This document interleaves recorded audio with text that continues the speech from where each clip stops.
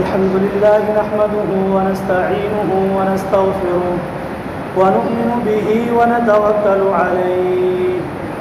ونعوذ بالله من شرور أنفسنا ومن سيئات أعمالنا من يهده الله فلا مضل له ومن يضلله فلا هادي له وأشهد أن لا إله إلا الله وحده لا شريك له وأشهد أن سيدنا وسندنا ومولانا محمدا عبده ورسوله أما بعد فأعوذ بالله من الشيطان الرجيم بسم الله الرحمن الرحيم إن الدين عند الله الإسلام وقال الله تبارك وتعالى في مقام آخر ومن يبتغ غير الإسلام دينا فلن يقبل منه وهو في الآخرة من الخاسرين وقال الله تبارك وتعالى والعصر إن الإنسان لفي خسر إلا الذين آمنوا وعملوا الصالحات وتواصوا بالحق وتواصوا بالصبر صدق الله مولانا العلي العظيم ونحن على ذلك من الشاهدين والشاكرين والحمد لله رب العالمين. عزیزو دوستو بزرگو بھائیو، ویسے تو ہم مدارس میں پڑھانے والے علمی لوگ ہیں، تبلیغ کے اندر تو الحمدللہ یہاں بڑے بڑے ہمارے ذمہ دار حضرات جنہوں نے اپنی پوری زندگیاں اسی کام کے اندر کھپا دی، الحمدللہ وہ ہم سے بہتر بیان کرنا جانتے ہیں، ان کے پاس تجربات ہے، ان کی زندگی کے نچوڑ ہے، لیکن چونکہ بڑوں کا حکم تھا، مشورے سے طے ہوا، اور عربی کا ایک مشہور قول ہے الامر فوق الادب، کہ بڑوں کی طرف سے جب حکم ہو جاتا ہے تو پھر اس حکم کا ماننا یہ زیادہ ضروری ہے. اسی کے بتحت یہاں پر آپ حضرات کے سامنے کچھ ٹوٹی پھوٹی بات کروں گا، اور ہمارے ذمہ دار حضرات سے میں التماس کروں گا کہ اس عاجز سے اگر کوئی غلطی ہو جائے تو اس کو معاف فرمائیں اور اس کی اصلاح فرمائیں، تاکہ آئندہ کے لیے ہم آپ حضرات کے سامنے اور اچھی طرح تیاری کر آ سکیں. اللہ تعالیٰ ہمارے جمع ہونے کو قبول فرمائے. اللہ تعالیٰ نے ہمیں حضور صلی اللہ علیہ وسلم کی امت میں پیدا فرمایا، اور یہ امت اللہ کی نظر میں بڑی لاڈلی امت ہے. جس طریقے پر ایک آدمی کو اگر اولاد نہ ہوتی ہو اور وہ اولاد کے لیے ہر طرح کے جتن کر رہا ہو، تعویذ گنڈے بھی کروا لیے، حکیموں سے علاج بھی کروا لیے، ڈاکٹروں کے پاس بھی اس نے سارا اپنا میڈیکل کروا دیا، اور کئی سالوں کے بعد بزرگوں کی دعاؤں سے اور اللہ کے کرم اور فضل سے اللہ تعالیٰ نے اس کو ایک اولاد دی، تو وہ اس اولاد کی، اس بچے کی، اس کی محبت، اس کے دل میں کتنی محبت ہوتی ہے، اور وہ یہ سمجھتا ہے میرا لاڈلا بچہ ہے. اگر بچی ہے تو کہہ رہے میری لاڈلی اور پیاری بچی ہے، اور پھر اس کے ساری زیدیں، ساری تمنائیں اور ساری اس کی ہر طرح کی جو چاہتیں ہوتی ہیں وہ باپ سے مانگتی ہے تو باپ اس کو پورا کرتا ہے. اسی طریقے پر یہ امت اللہ کے نظر میں بڑی لاڈلی امت ہے. اللہ تعالیٰ نے اس امت کو سب سے اخیر میں حضور اقدس صلی اللہ علیہ وسلم کی امت بنایا ہے، اور حضور صلی اللہ علیہ وسلم یہ آخری نبی ہے. آپ کے بعد نہ کوئی نبی آئے گا نہ کوئی رسول آئے گا. اگر کوئی نبوت کا دعویٰ کرتا ہے، کوئی رسالت کا دعویٰ کرتا ہے تو وہ جھوٹا نبی ہے. اللہ کے نبی صلی اللہ علیہ وسلم نے اپنی احادیث میں صاف کہہ دیا ہے کہ میں آخری نبی ہوں اور میرے بعد کوئی نبی آنے والا نہیں. اور اللہ کے نبی نے ساتھ میں یہ بھی فرمایا کہ قیامت کے قریب کئی لوگ ایسے آئیں گے جو نبوت کا جھوٹا دعویٰ کریں گے لیکن وہ کذاب ہوں گے، وہ دجال ہوں گے۔ اور آئے حضور صلی اللہ علیہ وسلم کے زمانے میں ہی اور حضور صلی اللہ علیہ وسلم کی وفات کے بعد ہی کتنے لوگوں نے نبوت کا جو ہے ایک دعویٰ کیا، اور صحابہ کرام رضوان اللہ علیہم اجمعین نے ان سے مقابلہ کیا، ان کی ہستی کو دنیا سے مٹایا۔ اور ہمارے زمانے میں بھی ایک آدمی نے اس کو نبوت کا دعویٰ کیا، اس کے ماننے والے آج بھی موجود ہیں، لیکن بالاتفاق اور ہمارا ایمان ہے، ہمارا یقین ہے کہ قیامت کی صبح تک جتنے بھی لوگ آئیں گے، چاہے وہ کتنے ہی خوبصورت چہرے والے ہو، چاہے وہ خوبصورت اخلاق والے ہو، لیکن اگر وہ نبوت کا اور رسالت کا دعویٰ کریں گے ہم اس کو جھٹلائیں گے، کیونکہ اللہ کے نبی صلی اللہ علیہ وسلم یہ آخری نبی ہے۔ اللہ تعالیٰ نے قرآن میں بھی کہہ دیا ہے کہ محمد صلی اللہ علیہ وسلم خاتم النبیین ہیں، نبوت کی مہر اللہ کے نبی صلی اللہ علیہ وسلم نے لگا دی ہے، آپ کے بعد اب کوئی نبی نہیں آئے۔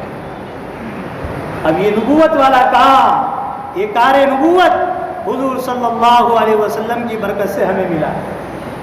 اب قیامت تک ہمیں اس کام کو کرنا ہے اور دوسروں تک جو ہے اس کام کو پہنچانا ہے، یہ ہماری ذمہ داری ہے۔ ہم دیکھ رہے ہیں حضور صلی اللہ علیہ وسلم کے اس دنیا سے تشریف لے جائے ہوئے تقریباً 1445 سال ہو گئے، لیکن اللہ تعالیٰ حضور صلی اللہ علیہ وسلم کی محنت کو حضور صلی اللہ علیہ وسلم کی نبوت کی برکت سے چلا رہا ہے اور قیامت کی صبح تک چلے۔ اور جب اس دنیا کے اندر یہ کام بند ہو جائے گا اور دنیا کے اندر اللہ اللہ کہنے والا ختم ہو جائے گا، اللہ تعالیٰ اس نظام کو ختم کر دے گا۔ یہ ساری وہ باتیں ہیں جو اللہ کے نبی صلی اللہ علیہ وسلم نے احادیث میں فرمائی، ہم بار بار اس کو سنتے ہیں، اس کا مذاکرہ کرتے ہیں۔ حضرت مولانا الیاس صاحب رحمۃ اللہ علیہ نے اس کام کو جو ہے تجدید بخشی۔ انہوں نے دیکھا کہ لوگوں کے اندر چونکہ ایک وقت ہو جانے کے بعد امت کے اندر کمزوری پیدا ہو جاتی ہے، تو اللہ تعالیٰ ہر 100 سال کے اوپر ایک مجدد بھیجتا ہے جو دین کو جو ہے ایک بارہ اس میں نئی رونق پیدا کرتا ہے۔ اللہ تعالیٰ نے اس تبلیغ کے کام کے اندر ہمارے لیے مجدد کے طور پر حضرت مولانا الیاس صاحب رحمۃ اللہ علیہ کو بھیجا۔ آج پوری دنیا میں بھی جتنا کام ہو رہا ہے، صرف ہندوستان نہیں، ہندوستان کے علاوہ جہاں جہاں تک انسان بستے ہیں، ہمارے بڑوں کی یہ فکر ہوتی ہے کہ وہاں تک جماعتیں پہنچے اور دین کا کام کرے، اور جماعتیں پہنچتی ہیں، چاہے وہ سمندروں کا راستہ ہو، چاہے وہ ریگستان ہو، چاہے وہ پہاڑوں کا راستہ ہو، ہر جگہ پر اللہ والے اور جماعت کے کام کرنے والے جماعتوں کی شکل میں وہاں پہنچتے ہیں اور دین کا پیغام اور حضور صلی اللہ علیہ وسلم کا لایا ہوا پیغام ان تک پہنچاتے ہیں۔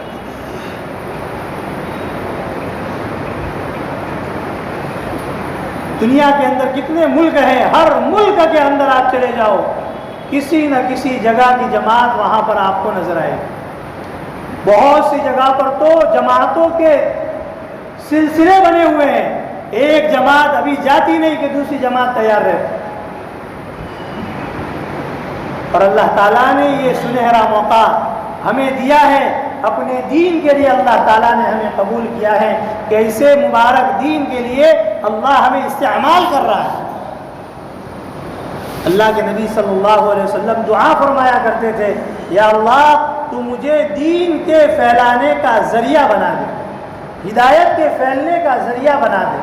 ہمیں بھی چاہیے کہ ہم نے اپنی دعاؤں میں یہ دعا کو شامل کریں کہ اللہ جہاں جہاں پر بھی ہدایت کا کام ہو رہا ہے، اس ہدایت کے کام میں کرنے میں، اس کے پھیلانے میں، اس کے پہنچانے میں اللہ تم مجھے بھی استعمال کر لے۔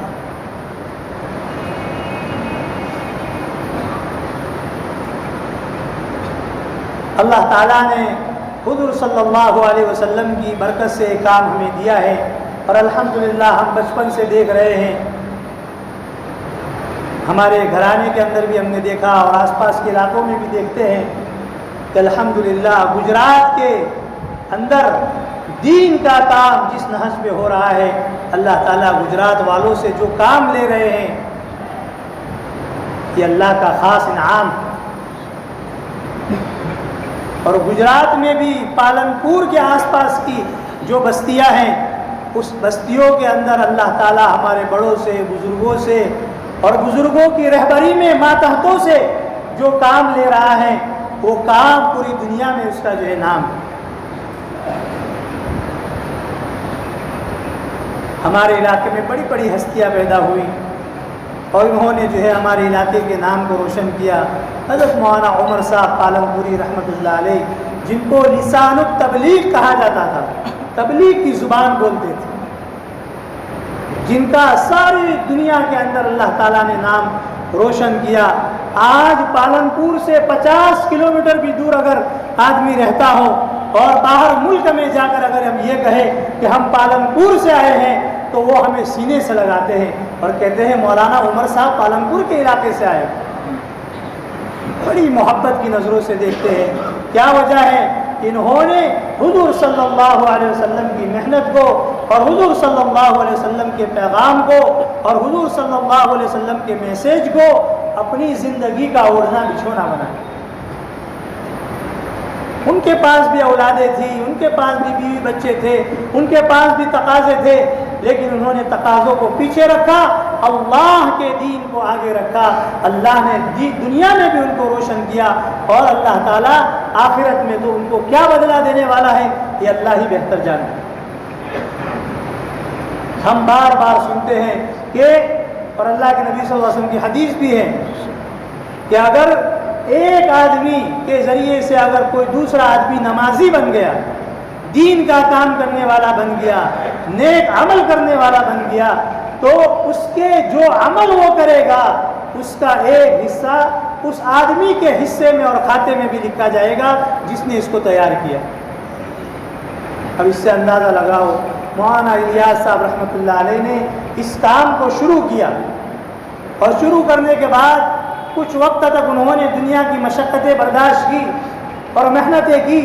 آج قبر میں وہ آرام کی زندگی گزار رہے ہیں، لیکن ہمارا یہاں بیٹھنا، ہمارا جمعرات کے دن جمع ہونا، ہمارے گشتوں کے اندر جو ہے بیانات کرنا، ہمارے گشتوں کے اندر چلنا پھرنا، ہماری تعلیم کے اندر ہمیں جڑنا، ہمارا 3 دن چلہ 4 مہینے سال کے لیے نکلنا،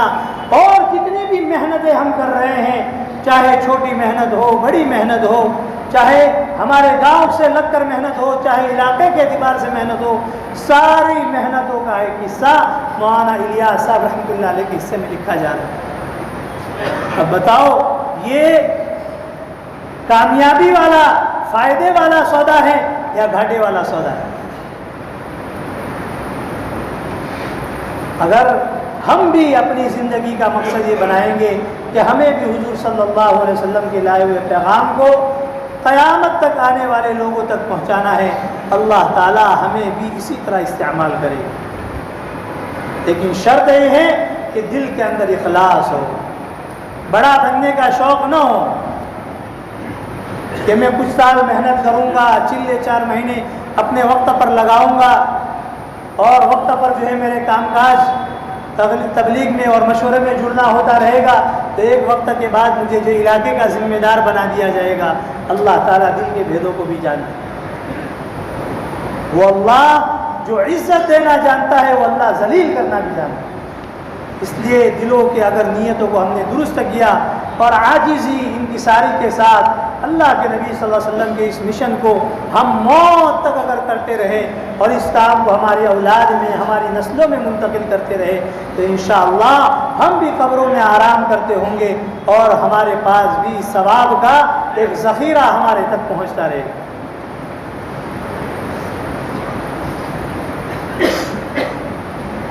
اللہ کے نبی صلی اللہ علیہ وسلم نے یہ ذمہ داری صحابہ کو عطا کی تھی۔ مشہور واقعہ ہے، مشہور حدیث ہے، اللہ کے نبی صلی اللہ علیہ وسلم نے حجۃ الوداع کے موقع پر اونٹنی کے اوپر کھڑے رہ کر لمبا خطبہ دیا تھا۔ اس میں حضور صلی اللہ علیہ وسلم نے صحابہ کو بہت نصیحتیں فرمائی کیونکہ حضور صلی اللہ علیہ وسلم جانتے تھے کہ میرا آخری سفر ہے، اس کے بعد میرا کوئی سفر نہیں ہوگا۔ اللہ تعالیٰ نبیوں کو موت کی خبریں پہلے دے دیتا ہے۔ اللہ کے نبی صلی اللہ علیہ وسلم نے صحابہ کو خوب نصیحتیں کی، اور اس میں نماز کی تاکید، عورتوں کے ساتھ اچھا سلوک کرنے کی تاکید، اور بھی بہت سی ایک مشہور حدیث کی کتابوں میں یہ سارے خطبات اور ساری حدیثیں پڑھی ہے، مطالعہ کیا جا سکتا ہے وہاں جا کر۔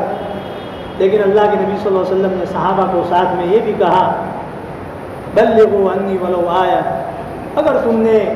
میرے ساتھ رہ کر چاہے 1 سال کا موقع ملا ہو، چاہے 2 سال کا، 3 سال کا، جتنے سال تک میرے ساتھ رہنے کا تمہیں موقع ملا ہو، اور تم نے مجھ سے اگر ایک آیت، ایک حدیث بھی اگر سیکھی ہو، ایک بات بھی اگر سیکھی ہو، دوسروں تک پہنچا دو۔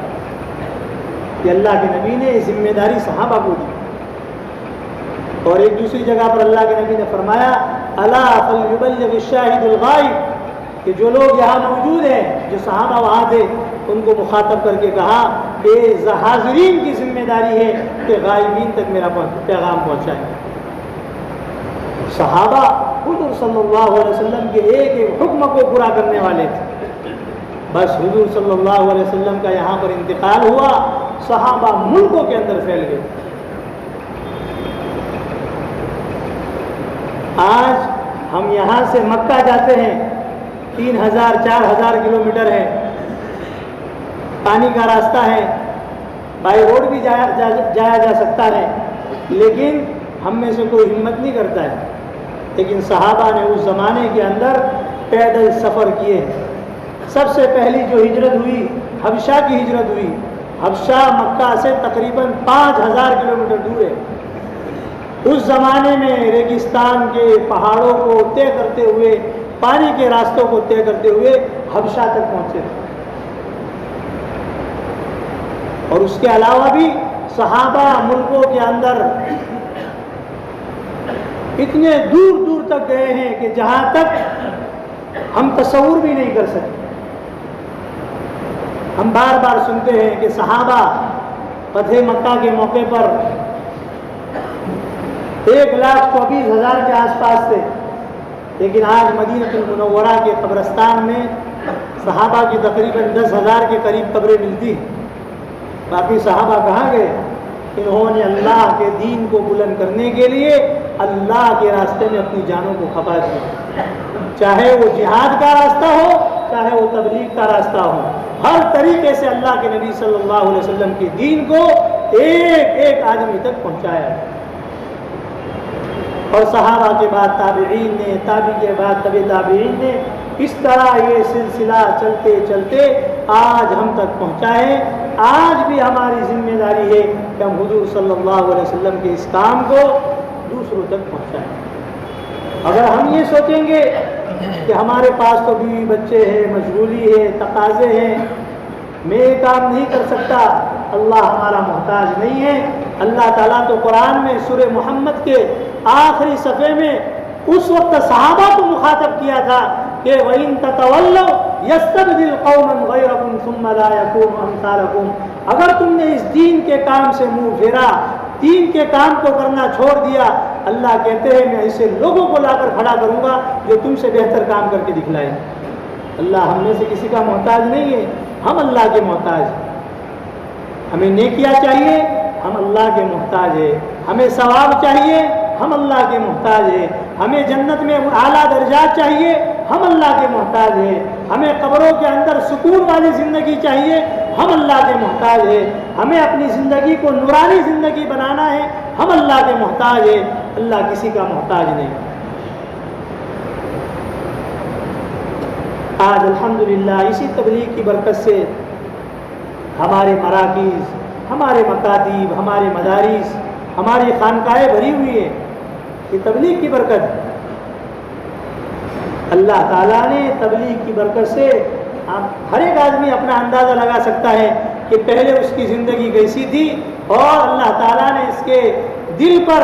اور اس کے اوپر یہ کام کھولا، اور اس نے پہلی مرتبہ چلا 4 مہینہ لگایا، اور اس کے بعد اس کام میں جڑا اور تقاضوں کے اوپر چلنا شروع کیا۔ اللہ نے اس کی زندگی کو کیسا بدلا، آج اس کے گھر کے بچے اب ڈاکٹر، انجینئر اور دوسری دنیاوی تعلیمات میں نہیں پڑھ رہے ہیں، اور اگر پڑھ بھی رہے ہیں تو اس نے اپنے گھر کے اندر ترتیب بنائی ہوئی ہے، اگر 3 بچے ہیں، ایک بچہ عالم بنے گا، ایک بچہ حافظ بنے گا اور ایک بچہ دنیاوی تعلیم حاصل کرے گا۔ اور بہت سے خوش نصیب تو وہ ہیں جنہوں نے اپنے سارے کے سارے بچوں کو دین کے کام میں لگا دیا کہ میرے بچے بنیں گے تو صرف عالم، حافظ اور مفتی بنیں گے، دنیاوی کام میں ان کو نہیں لگاؤں۔ ایسا ہی ہے۔ اللہ تعالیٰ ہم سب کو دین کی قدر کرنے کی توفیق عطا فرمائے۔ یہ دین ہے تو ہماری دنیا بنی ہے، اگر دین بھی نہیں اللہ تعالیٰ دنیا بھی ہمیں نہیں دے، اور دنیا ملے گی بھی تو مقدر کی ملے گی، پھر اس کے بعد ایک دن تو اللہ کے سامنے جانا ہے۔ اس لیے ہمیں حضور صلی اللہ علیہ وسلم کے اس مشن کو رہتی دنیا تک کے لیے، قیامت تک کے لیے اس مشن کو چلانا ہے، اور ہماری اولاد میں، ہماری مسجدوں میں اور ہمارے علاقے کے اندر ہر وقت ہمارے دل کے اندر کڑن اور فکر ہو، ہر وقت یہ فکر سوار ہو کس طرح میری مسجد کے آس پاس رہنے والا ہر فرد 100% نمازی بن جائے۔ آج ہمارے علاقے میں دینداری نظر آتی ہے لیکن پھر بھی ابھی 100% دینداری نہیں ہے، اور 100% دینداری کا اگر اندازہ لگانا ہو تو ہماری فجر کی نمازوں کے اندر بھی لگا سکتے ہیں۔ فجر کی نماز کے اندر ہمارا وہ 100% مجمع نہیں پہنچ رہا ہے، وہ غفلت کی زندگی گزار رہا ہے، وہ دنیاوی مشاغل کے اندر اتنا جھگڑا ہوا ہے کہ اس نے اپنی زندگی کی جو ترتیب تھی وہ ترتیب بھی الٹ دی۔ ہماری زندگی کی ترتیب اللہ نے یہ بنائی تھی، دین کو اللہ تعالیٰ نے ہمیں کام کرنے کے لیے، رزق تلاش کرنے کے لیے بنایا تھا، اور رات کو اللہ نے آرام کے لیے بنایا، اور آرام بھی اس طریقے پر کہ آدمی عشاء کی نماز پڑھ کر جب سو جائے تو اللہ تعالیٰ نے جو ہے رات کو بعض اوقات میں بڑا لمبا بنایا ہے۔ 9:30 بجے گرمی کے وقتوں میں نمازیں ہوتی ہیں، اگر 10 بجے بھی سو جائے تو آرام سے اس کو 4-5-6 گھنٹے کی نیند مل سکتی، لیکن ہم نے زندگی کی ترتیب ایسی بنائی ہے کہ ہمارے بازار ہی رات کو 11-12 بجے تک کھلے رہتے، پھر اس کے بعد گھر پہ آئیں گے، کھانا کھائیں گے، کھانا کھانے کے بعد پھر دوستوں کے ساتھ ٹہلنے جائیں گے، پھر ہماری رات کا آرام کا وقت شروع ہوتا ہے 1 سے 2 بجے کے درمیان، پھر ہماری فجر بھی گئی، پھر اس کے بعد ہم کاروبار کے لیے صبح 8-9 بجے اٹھتے ہیں، ناشتہ کرتے ہیں، نہ فجر کی نماز قضا کرتے ہیں، سیدھے دکانوں پر چلے جاتے ہیں، پھر ہم دن بھر لوگوں کے سامنے رونا روتے ہیں، کاروبار بہت مندہ ہے، بہت بازار ٹھنڈا چل رہا ہے، کمپٹیشن بڑھ گیا ہے۔ یہ سب ہمارے جو شیطانی جملے ہیں اور شیطانی خیالات ہیں۔ در حقیقت یہ ہے کہ ہم نے اللہ کے دین کو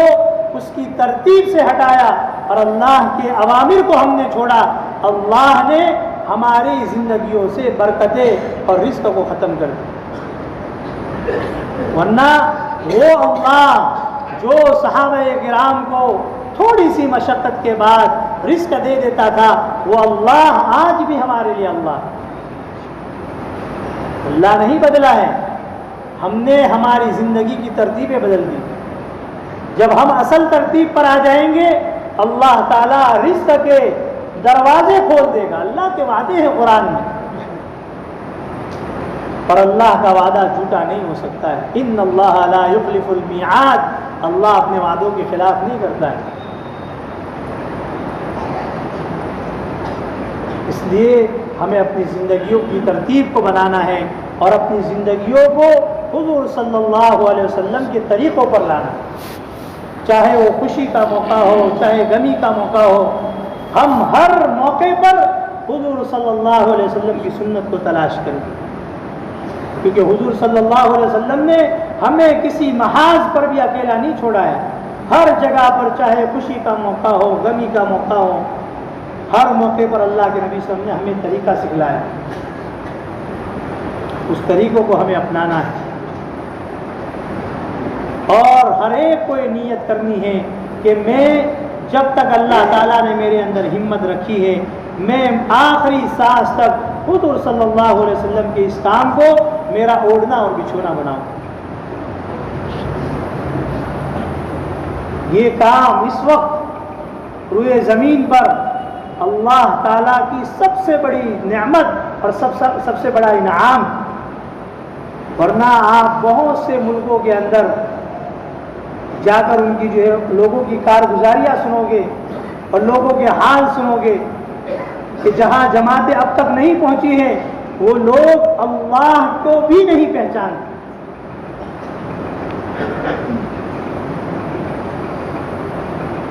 ابھی میں ایک جماعت پاکستان کی آئی تھی، میں کونگو کے اندر جو ایک مدرسے کے اندر پڑھاتا ہوں، اس جماعت کے ساتھ مجھے بھی ٹرانسلیشن کے طور پر بھیجا گیا تھا،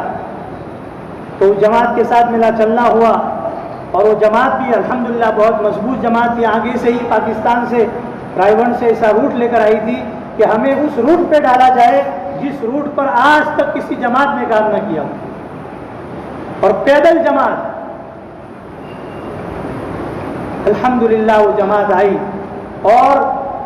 لبمباشی جو کونگو کا ہمارا مرکز ہے وہاں کا ٹھہری، تو وہاں مقامی لوگوں نے بھی جماعت کو دیکھتے ہوئے، چونکہ ہم انڈیا اور پاکستان کے لوگ تھوڑے کمزور ہوتے ہیں، جنگلات وغیرہ میں چلنا اور ایسے علاقے میں چلنا جہاں پر جنگلی جانوروں کا خطرہ ہو، اور پھر وہ جنگلی لوگ ہوتے ہیں جو تیر کمان وغیرہ چلاتے ہیں، جس کو ہمارے ہاں آدیواسی لوگ بولتے ہیں، اور وہاں پر جو ہے دوسرے نام سے پکارتے ہیں، لیکن وہ جنگلی نسل ہے۔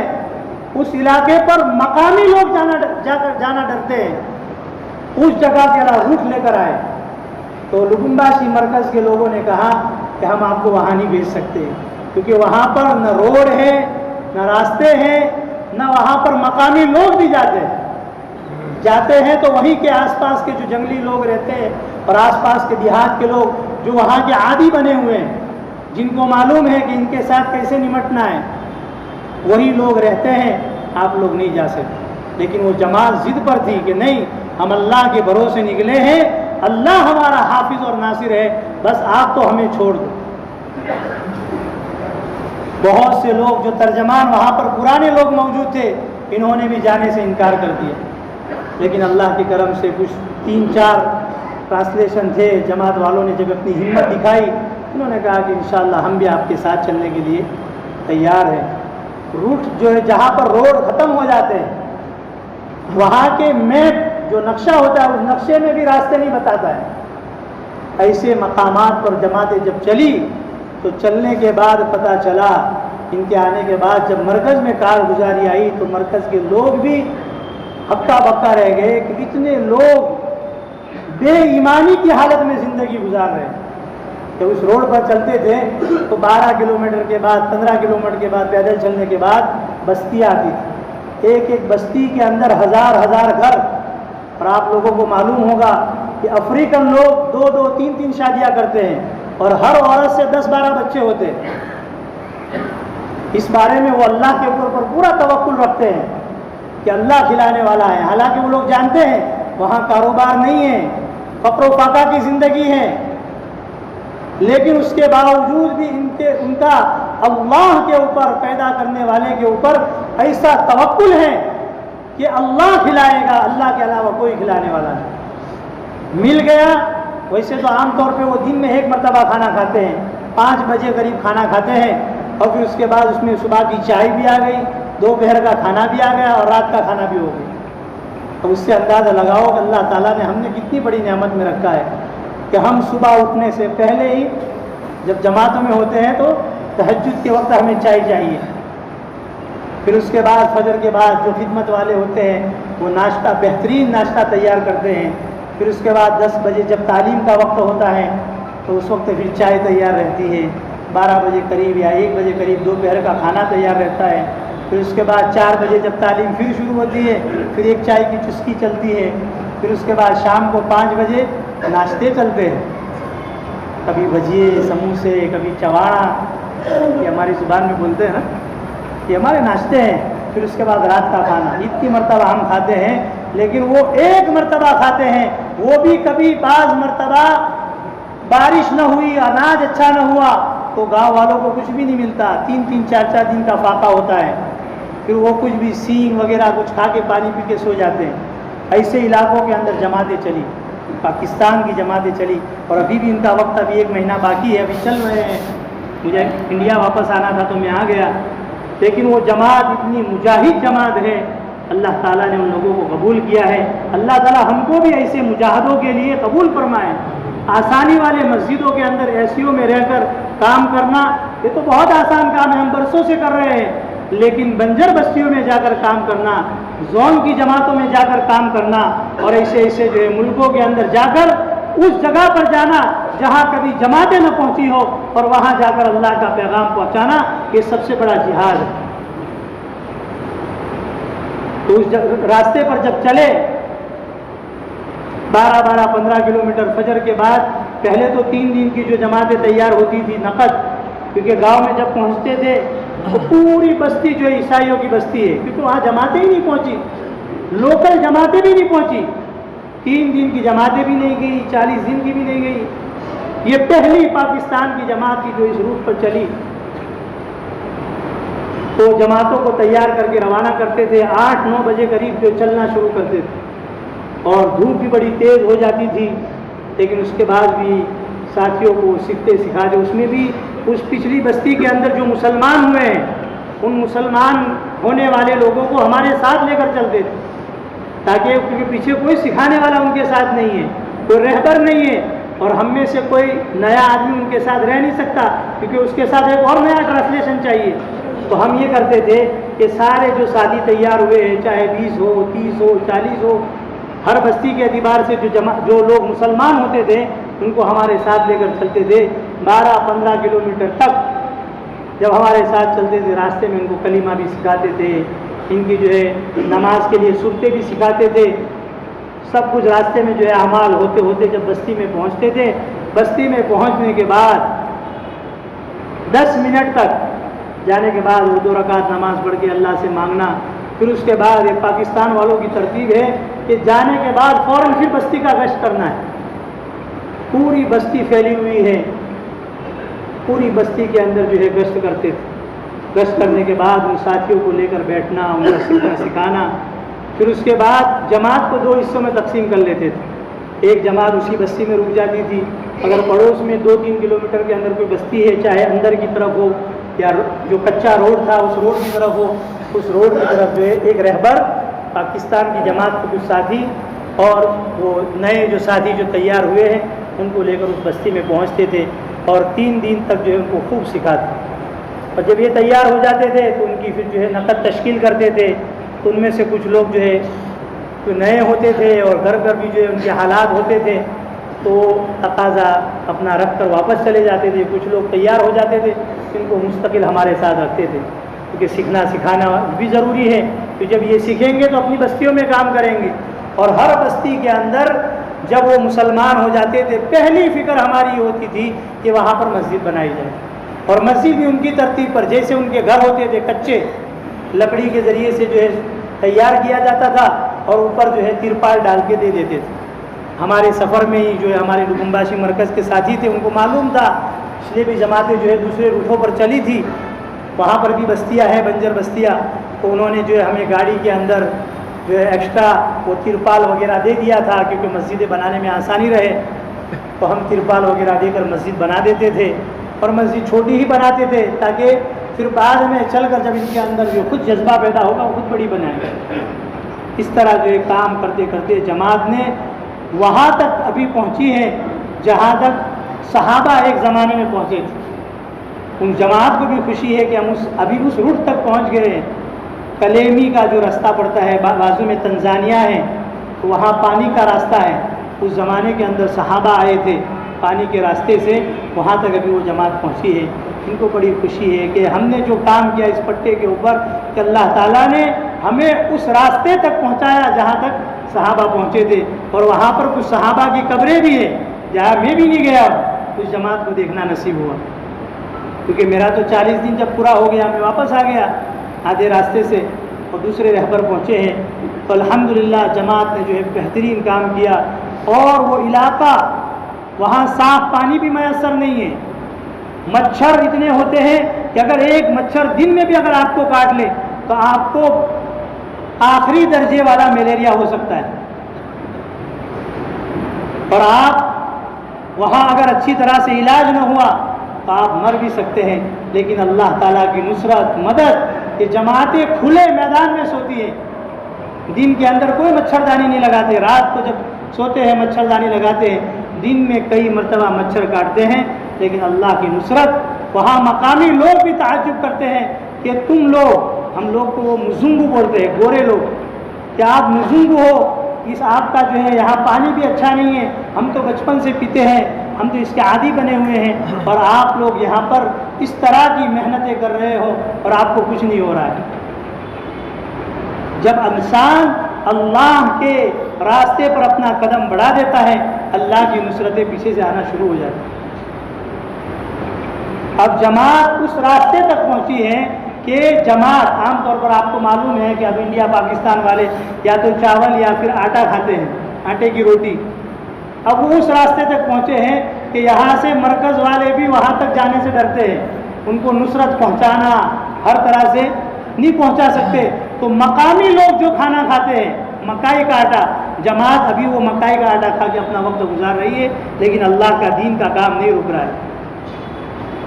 اور آج ہم اللہ کے دین کے کام کے لیے چلا 4 مہینے کے لیے نکلتے ہیں، پورے انتظام کے ساتھ نکلتے ہیں، سارا خرچہ ہمارے پاس ہوتا ہے، ایک دن اگر کھانے میں تھوڑا آگے پیچھے ہو جائے تو ہماری زبانوں پر شکوے آ جاتے ہیں، لڑائیاں ہو جاتی ہیں آپس میں، ہے کہ نہیں ایسا؟ معمولی خدمت کے اوپر لڑائیاں ہو جاتی ہے، لیکن دیکھو یہ مجاہدین کس طریقے پر اللہ کے دین کو اللہ کے بندوں تک پہنچا رہے ہیں، ہر بستی کے اندر کوئی نہ کوئی مسلمان ہو رہا ہے، اور الحمدللہ اب وہاں مرکز والوں نے بھی ہمت کی ہے کہ وہاں مقامی لوگوں کو ہمت دلائیں گے اور ان کو بھیج کر وہاں پکی مسجدیں بنوائیں گے، اور وہاں انشاءاللہ آئندہ جماعتوں کا سلسلہ شروع ہو جائے گا۔ اس سے پہلے بھی، آج سے میں تو 2018 میں گیا وہاں پر، 2005 میں پہلی مرتبہ پاکستان کی جماعت آئی تھی، وہاں راستہ تو تھا 300 کلومیٹر تک، کولویزی ایک جگہ ہے وہاں تک راستہ تھا، لیکن کچا راستہ تھا، جب گاڑیاں چلتی تھی پوری گاڑیاں 300 کلومیٹر کا سفر 12 گھنٹے میں طے ہوتا تھا، لیکن پاکستان کی جماعتیں 1-2 مرتبہ آئی، بنجر بستیوں میں کام کیا، پیدل چلی، اللہ نے ان کی برکت سے آج پکا راستہ بنا دیا۔ وہ کولویزی جو ایک زمانے میں ایک چھوٹا سا گاؤں تھا، اب بڑا سا بازار بن گیا ہے اور بڑی تجارتی منڈی بن گیا ہے۔ جب اللہ کے دین کے کام ہوتے ہیں، جب جماعتوں والوں کے قدم وہاں چلتے ہیں، اللہ کے نیک بندوں کے قدم وہاں پڑتے ہیں، اللہ تعالیٰ ہدایت کے راستے کھولتا ہے، پھر ہدایت سے جو غیر مسلم بھی فائدہ اٹھاتے ہیں، اللہ کی نصرت سے، برکت سے اللہ تعالیٰ مسلمانوں کے ساتھ ساتھ غیروں کو بھی فائدہ پہنچاتا ہے۔ مکہ المکرمہ کے بارے میں ہم سنتے ہیں، ابراہیم علیہ السلام نے جب اس کی بنیاد رکھی تھی اس وقت کیا تھا؟ اللہ تعالیٰ قرآن میں کہتے ہیں واد غیر ذی زرع، ایسی وادی تھی، وادی کا مطلب چاروں طرف پہاڑ اور بیچ میں جو ہے زمین، غیر ذی زرع، کہ جہاں اناج کا ایک دانہ نہیں ہوتا تھا، اناج تو چھوڑو گھاس تک نہیں اگتی تھی، لیکن اللہ تعالیٰ نے ابراہیم علیہ السلام کو حکم دیا، ابراہیم علیہ السلام نے کعبہ کی بنیاد رکھی، اور اللہ نے ان کو حکم دیا کہ آپ اعلان کر دو اور لوگوں کو حکم کر دو کہ اللہ کے بیت اللہ کی طواف کے لیے اور اس کے گھر کی زیارت کے لیے آیا کریں۔ ابراہیم علیہ السلام نے آواز لگائی، بظاہر کوئی شکل نہیں تھی، لیکن اللہ تعالیٰ نے آج اس کو کتنا مرکز بنا دیا کہ آج ہر علاقے کے اندر کوٹے بنے ہوئے ہیں، لوگ زیادہ جانا چاہتے ہیں لیکن وہاں زیادہ لوگ جا نہیں سکتے، مجبوریاں ہیں، کیونکہ سب سے زیادہ لوگ زیادہ جمع ہو جائیں گے، انتظامات میں بھی جو حرج پیدا ہوں گے، تو پھر ہر حکومت نے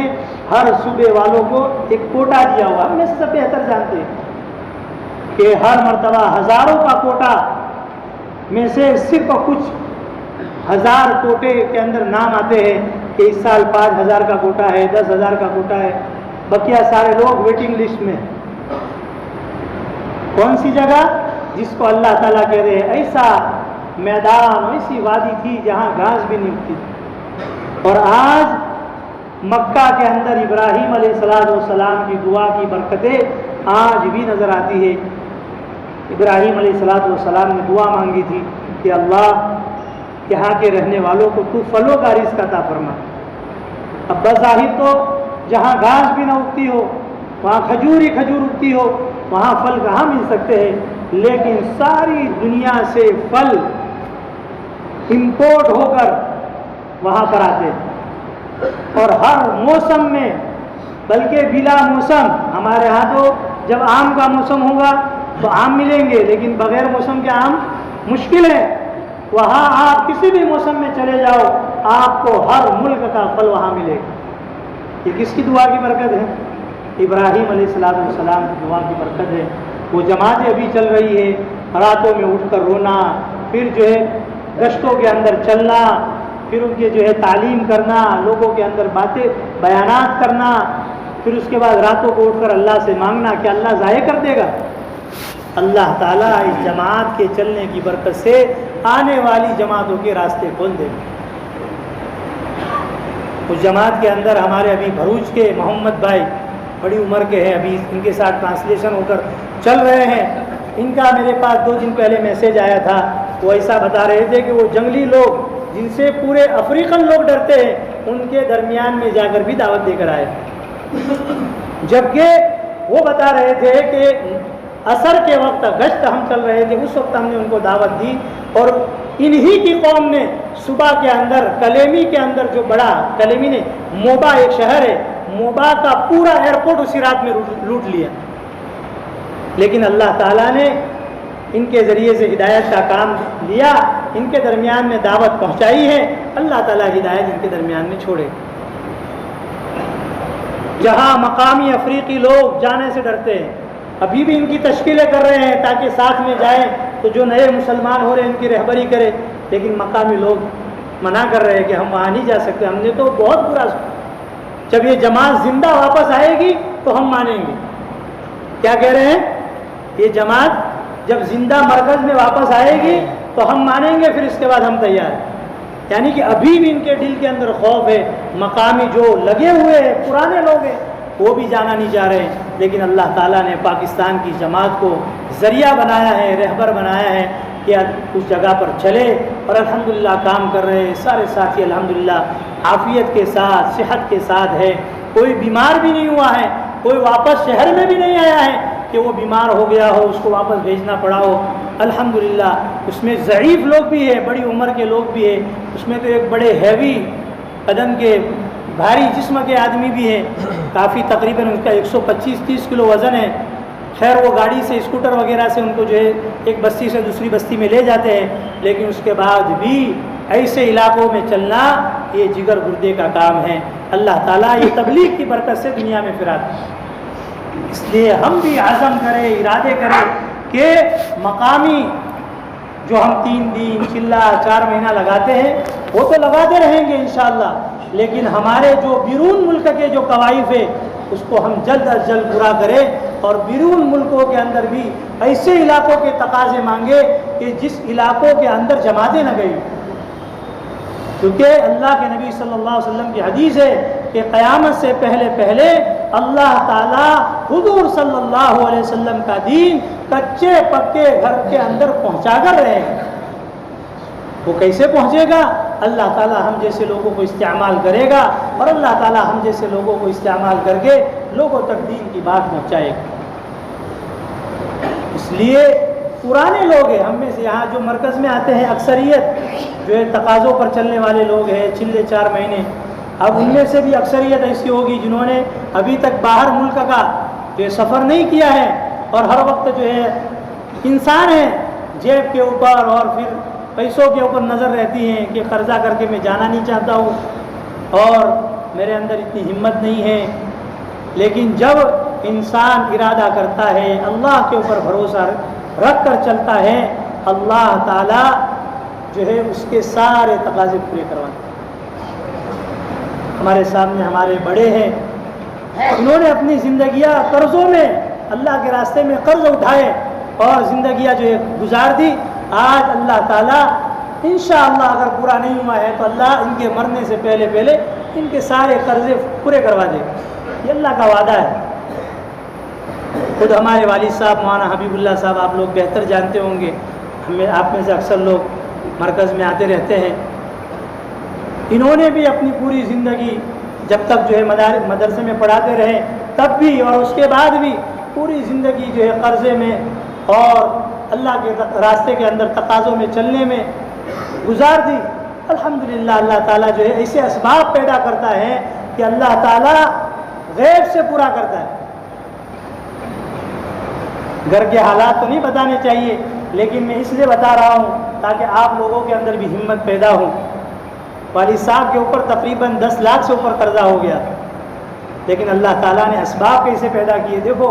اللہ عزت بھی دیتا ہے اور قرضے بھی پورے کرواتا ہے. ہماری ایک پھوپھی تھی, ان کی 2 لڑکیاں ہیں, ایک مطلقہ ہے اور ایک جو ہے شادی شدہ ہے. ان کی بھی لڑکی ہے, لڑکا کوئی نہیں ہے.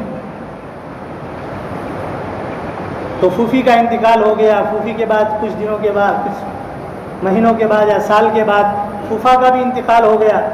اب وہ پھوپھی کی لڑکیوں کے پاس جائیداد بہت ہے, کھیت بہت بیچے, خوب پیسہ آیا. اب وہ حج میں جانا چاہ رہے ہیں, لیکن محرم کوئی نہیں والد صاحب کے علاوہ. محرم اللہ تعالیٰ والد صاحب کو استعمال کر رہے, وہ لوگ لے جا رہے. ایسا آدمی جس کے اوپر قرض ہو وہ ایک حج بھی نہیں کر سکتا ہے. الحمدللہ انہوں نے 3 یا 4 حج کیے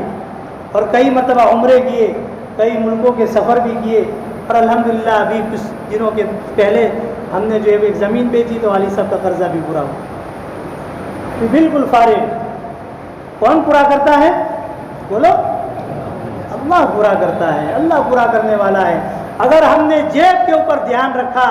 غیب سے نظر ہٹا لی, اللہ کی مدد نہیں آئے گی. تقاضوں پر چلیں اللہ کے راستوں میں. بیرون ملک کے لیے,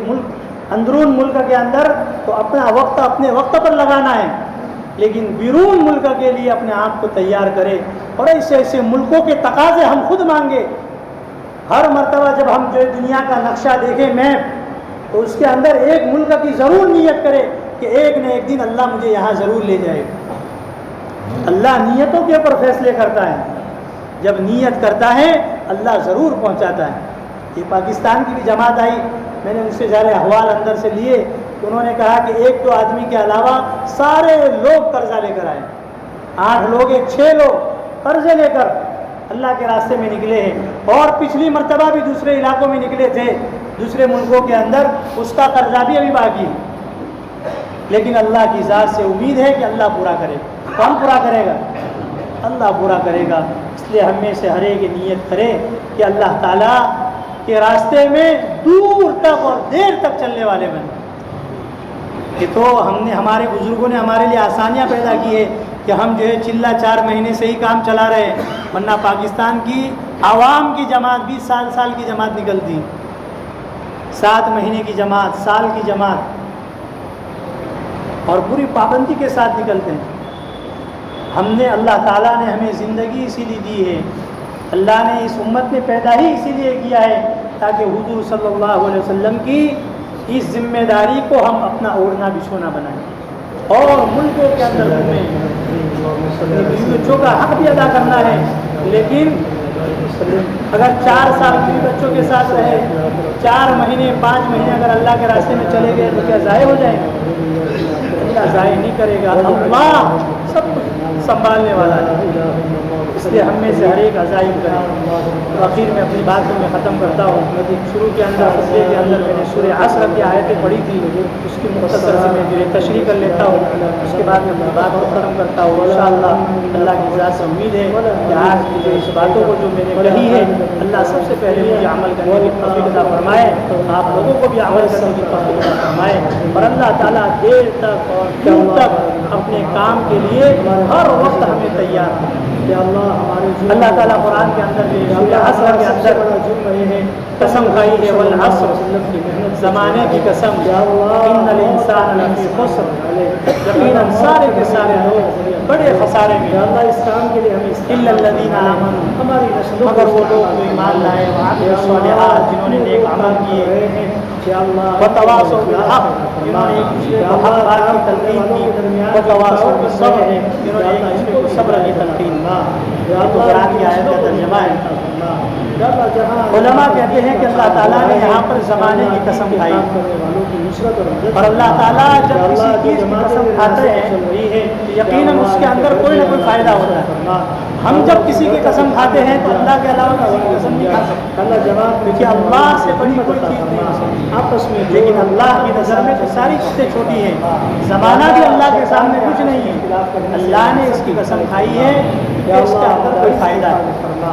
اس لیے علماء اس کا ترجمہ یہ بھی کرتے ہیں زمانہ گواہ ہے، جماعت کی حفاظت کرنا، زمانے کی قسم ترجمہ بعض علماء نہیں کرتے ہیں، بعض علماء ترجمہ کرتے ہیں زمانہ گواہ ہے۔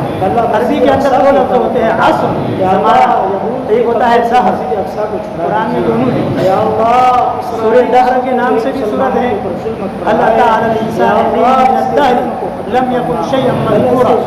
اور دوسری سورت سورۃ العصر ہے، زمانہ۔ اس کی جو مفسرین نے بڑی لمبی تفصیل لکھی ہے، میں مختصر بیان کرتا ہوں۔ عصر اور زمانے میں فرق یہ ہے کہ عصر ایسے زمانے کو کہتے ہیں جس میں وقت گزرتا رہتا ہے، کل تھا ابھی ہے پھر کل آئے گا، جس کو ہم انگلش کے اندر جس کو اردو کے اندر یا عربی کے اندر کہتے ہیں حال، ماضی، مستقبل ہے، اور انگلش کے اندر کہتے ہیں پاسٹ، پریزنٹ، فیوچر۔ تو ایسے زمانہ جس میں زمانہ گزرتا رہتا ہے اس کو عصر کہتے ہیں، اور جس میں زمانہ نہیں گزرتا ہے تو آخرت کے بعد کی زندگی آئے گی، اور اس کے اندر مسلمان پھر سے جو لوگ ہمارے نماز پڑھنے والے رشتے دار اور ہمارے قریبی لوگ آخرت کی زندگی میں چلے گئے، وہ اب عصر میں نہیں ہے، وہ دہر میں۔ یہی وجہ ہے کہ عیسیٰ علیہ السلام قیامت کے قریب دمشق کی مینارے پر اتریں گے۔ علماء نے لکھا ہے کہ عیسیٰ علیہ السلام جب یہاں سے آسمانوں پر گئے تھے تو جانے سے پہلے انہوں نے غسل کیا تھا، جب دمشق کی مینارے پر اتریں گے ان کے بالوں سے پانی ٹپک رہا ہوگا، کیونکہ وہ وہاں زمانہ بدلتا۔ اللہ کی تخلیق ہے، اللہ جس طرح چاہے پیدا کرے۔ ہمیں آپس میں محبت میں اتحاد کے ساتھ اللہ نے زمانے کی قسم کھائی۔ علماء نے لکھا ہے کہ اللہ نے زمانے کی قسم کھائی، کیونکہ آگے اللہ جو مضمون دے رہے ہیں ان الانسان لفی خسر، سارے کے سارے لوگ خسارے میں، سارے کے سارے انسان۔ توفیق عطا فرما یا اللہ۔ اللہ نے زمانہ کب سے پیدا کیا؟ جب سے آسمان اور زمین پیدا کی، آسمان اور زمین اور اللہ تعالیٰ نے ساری کائنات پیدا کی، تب سے زمانہ شروع ہو گیا، وقت شروع ہو گیا۔ اس وقت نے آدم علیہ السلام کی تخلیق کو بھی دیکھا ہے، اس وقت نے آدم علیہ السلام سے پہلے جناتوں کو جو اللہ نے پیدا کیا تھا، اور جنات جو دنیا میں آئے تھے اور انہوں نے شر اور فساد پھیلایا تھا، اس زمانے نے وہ بھی دیکھا ہے۔ زمانے نے آدم علیہ السلام کی اولاد کو بھی دیکھا ہے، اور آدم علیہ السلام کے دو بیٹوں کے درمیان میں جو اختلاف ہوا اس اختلاف کو بھی زمانے نے دیکھا ہے۔ زمانے نے نوح علیہ السلام کو دیکھا ہے، اور نوح علیہ السلام کے زمانے میں جو عذاب آیا اور ان کی قوم نے جو نافرمانیاں کی اس وقت کو بھی دیکھا ہے۔ لوط علیہ السلام کی قوم نے جو شرارتیں کی اور اس کے بدلے میں ان کے اوپر جو عذاب آیا زمانے نے وہ بھی دیکھا ہے۔ اور حضور صلی اللہ علیہ وسلم تک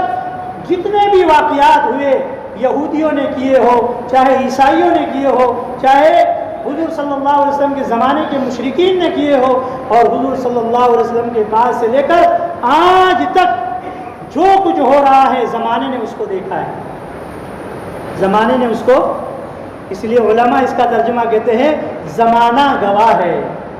ان الانسان لفی خسر، سارے کے سارے انسان خسارے میں۔ یعنی زمانہ گواہی دے رہا ہے کہ انسان جو اس وقت کام کر رہے ہیں وہ خسارے تک لے جانے والے، لیکن ساتھ میں اللہ تعالیٰ نے 4 اعمال کا استثناء کیا کہ جس کی زندگی میں 4 اعمال ہوں گے وہ خسارے میں نہیں، الا الذین آمنوا، جو لوگ ایمان لائے، اب ایمان کیا ہے؟ ایمان کس کا نام ہے؟ ایمان کہتے ہیں اقرار باللسان، تصدیق بالقلب والعمل بالجوارح، زبان سے جو ہے اللہ کا اور اس کی رسالت، حضور صلی اللہ علیہ وسلم کی رسالت کا اقرار کرنا، دل سے اس کو ماننا اور اپنے بدن کے اعمال سے اس کو کرنا۔ آج ہم میں سے اکثریت، اللہ معاف فرمائے، کہ ہمارے زبانیں کے اوپر کلمہ تو ہے، ہم نے مکتب کے اندر بھی پڑھ لیا، بچوں کو بھی سکھا دیا، پڑھ رہے ہیں، لیکن ایمان کے بارے میں تھوڑی ڈگمگاہٹ ہے۔ اس کا دل سے اقرار کر بھی رہے ہیں تو عمل کے بارے میں ہم بہت کمزور ہو رہے ہیں۔ ایمان میں داخل ہونے کے بعد سب سے پہلا فریضہ اللہ کا آتا ہے نماز۔ آج ہم میں سے اکثر دیکھ لیں، بلکہ ہر آدمی اپنے گرہبار میں منہ ڈال کر دیکھے کہ میں تو نماز پڑھ رہا ہوں 5 وقت کی، کیا میرے 5 بچے ہیں، چاہے اس میں لڑکیاں لڑکے ہو، میرے گھر والے نماز کی پابندی کرتے ہیں یا نہیں کرتے؟ جس طرح میں صبح کو اٹھ کر مسجد میں جاتا ہوں، میری اولاد بھی میرے ساتھ مسجد میں آتی ہے یا نہیں آتی ہے؟ یا پھر وہ اب کاروبار میں پکے ہو گئے ہیں، میں ان سے ڈر رہا ہوں؟ اس بارے میں اللہ سے ڈرنے کی ضرورت ہے۔ وقت نہیں ہے کہ اس کی لمبی تشریح کی جائے۔ اس کے بعد اللہ تعالیٰ نے جو ہے دوسرے نمبر پر کہا عمل وعامل الصالحات۔ صالحات کہتے ہیں نیک اعمال۔ نیک اعمال میں سب آ گیا، سب سے پہلے نماز، پھر اس کے بعد جو فرائض ہے وہ سب سے پہلے صالحات کے حکم میں آئیں گے، پھر اس کے بعد زکوٰۃ، روزے، حج، جو یہ فرائض ہے جس کے بغیر چارہ کار نہیں، جس کے بغیر انسان کا مومن ہونا دشوار ہو سکتا ہے۔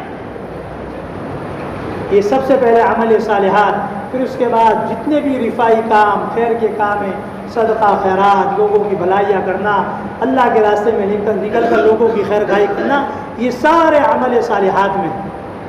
اور عمل صالحات جب انسان کی زندگی میں آئے گا تو وہ انسان کو انسان بنائے گا، جس کو اللہ تعالیٰ نے قرآن میں کہا ہے ابھی اس وقت ہم ایمان کے ساتھ زندگی کی تو گزار رہے ہیں، لیکن ہمارے ساتھ عمل صالح نہیں ہے، تو ہماری زندگی اس پائے پر نہیں ہے جس پائے پر اللہ تعالیٰ چاہتے ہیں۔ اللہ تعالیٰ قرآن میں کہتے ہیں لَقَدْ خَلَقْنَا الْإِنسَانَ فِي أَحْسَنِ تَقْوِيمٍ، ہم انسان کو بہترین انداز میں پیدا کیا ہے۔ اس کی عام طور پر مفسرین جو ہے تشریح کرتے ہیں کہ اس کی شکل و صورت نہیں، انسان خوبصورت بنتا ہے نیک اعمال سے، چاہے اس کی شکل کیسی بھی ہو۔ حضرت بلال رضی اللہ تعالیٰ عنہ کالے کلوٹے تھے، موٹے موٹے ہونٹ تھے، ان کی ناک بہت بڑی تھی، خوبصورتی ظاہری طور پر نہیں تھی، لیکن اعمال کے ذریعے سے انہوں نے اپنے آپ کو اتنا خوبصورت بنایا کہ اللہ کے نبی نے فرمایا بلال وہ تم کیا عمل کرتے ہو کہ جنت میں میرے آگے آگے میں آپ کے قدم کی آہٹ سن رہا ہوں، کیونکہ وہ فی احسن تقویم میں پہنچے۔ لیکن جب انسان عمل ایمان کے ساتھ یا تو بغیر ایمان کے ہیں تو اللہ تعالیٰ نے اس کے بارے میں تو کہہ دیا اولئک کالانعام، وہ تو جانوروں کی طرح ہے، بل ہم اضل، بلکہ جانوروں سے بھی گرے ہوئے۔ لیکن اگر ایمان ہے، عمل صالح میں کمزور ہے، تو اللہ تعالیٰ کہتے ہیں ثم رددناہ فی اسفل سافلین، اس کو پھر بھی نچلے درجے تک لے جائیں گے۔ اس لیے ڈرنے کی ضرورت ہے، ایمان کے ساتھ عمل صالح بہت ضروری ہے۔ پھر اس کے بعد آتا ہے وتواصوا بالحق، حق بات کی تلقین کرنا۔ تواصو عربی کا جملہ ہے، اور عربی کے اندر جو ہے تواصو 2 طرف سے ہوتا ہے، ایک دوسرے کو حق بات کی تلقین کرنا۔ اس سے علماء کہتے ہیں آپس میں اجتماعی زندگی گزارنا۔ اگر ایک آدمی کمزور ہو رہا ہے، ہم دیکھتے ہیں کہ بعض مرتبہ ایک ساتھی جو ہے جس نے 4 مہینے لگایا، پرانا ساتھی ہے لیکن دنیا کے جو ہے جھمیلوں کے اندر تھوڑا سا ایسا الجھ گیا جس کی وجہ سے تھوڑی کمزوری آ رہی ہے، تو اس کا ہاتھ پکڑ کر پھر سے اپنے ساتھ کھڑے کرنا، اس کو متحرک بنانا، یہ وتواصوا بالحق ہے۔ حق کی جو ہے لمبی تشریح ہے جو مختصر وقت میں نہیں کی جا سکتی ہے۔ عربی کے اندر حقوق کے 4 درجے ہیں، انشاءاللہ کبھی اور موقع ملے گا تو بیان کریں گے، لیکن کہنے کا مقصد یہ ہے کہ حق بات کی تلقین کرنا، چاہے چھوٹی حق بات ہو یا بڑی سے بڑی حق بات ہو اس کی تلقین کرنا. چھوٹی کی ایک مثال ہم یہ دے سکتے ہیں، اگر کوئی کسی کے پاس 100 روپے کا قرضہ مانگ رہا ہے اور وہ نہیں دے رہا ہے، ہم نے بیچ میں جو ہے پڑھ کر ہم نے اس کو کہہ دیا اللہ کے بندے اس کا قرضہ دے دے، کیوں اس کا جو ہے حق دبائے ہوئے، یہ بھی حق بات کی تلقین. راستے کے اندر بچے کھیل رہے ہیں، کھیلنا گناہ کی بات نہیں ہے، لیکن ہمیں ڈر ہے کہ یہاں گاڑیاں چل رہی ہیں اور یہاں پر گیم کھیل رہے ہیں تو شاید کسی کی گاڑی کو جو ہے شیشہ پھوڑ دے یا پھر کوئی حادثہ ہو جائے. سڑک پر کھیل رہے ہیں تو ان کو حکمت کے ساتھ منع کر دینا کہ بچوں یہاں نہ کھیلو، یہ بھی حق بات کی تلقین. اور حق بات کی سب سے بڑی تلقین یہ ہے کہ اس کو دین کے کام کی دعوت دینا. اگر وہ غیر مسلم ہے تو اس کو اسلام کی دعوت دینا، اگر مسلمان ہے تو اس کو اسلام پر باقی رہنے کی دعوت دینا. اور حق بات کہنا کہ اللہ کی روئے زمین ہے، اس کے اوپر اللہ کا کلمہ چلے گا، اس کے اوپر اللہ کا کلمہ چلے گا. وَتَوَاصَوْا بِالصَّبْرِ، اور ہم میں سے ہر ایک کو معلوم ہے جب حق بات کہیں گے تو حق بات کے بدلے میں سامنے سے ناگواری آئے گی. چھوٹے سے بچے کو بھی سمجھاؤ گے، سڑک پر کھیلے گا تو کبھی کبھی آپ کو برا بھلا کہہ دے گا، چاچا اپنا کام کرو ہم اپنا سنبھال لیں گے. چھوٹے بچے بھی آج کل جواب دے دیتے ہیں. تو حق بات جب کہنے جاؤ گے تو سامنے سے ناگواریاں آئے گی، ان ناگواریوں پر ہمیں بھی صبر کرنا ہے، اور کسی اور پر تکلیف آئی ہے تو اس کو بھی صبر کی تلقین کرنا ہے. ٹھیک ہے انشاءاللہ. اللہ تعالیٰ جو ہے مجھے بھی کہنے سننے سے زیادہ عمل کی توفیق عطا فرمائے، آپ لوگوں کو بھی جو ہے عمل کی توفیق عطا فرمائے. میں نے ساری کارگزاری آپ کے سامنے رکھ دی ہے، اسی کے مطابق اپنے اپنے جو ہے نام پیش کرے کہ ہم سب سے پہلے اپنے ان طوائف کو پورا کریں گے اور اللہ کے راستے میں جو ہے بیرون ملک میں نکلیں گے اور اندرون ملک کے تقاضے بھی پورے کریں گے. بتاؤ.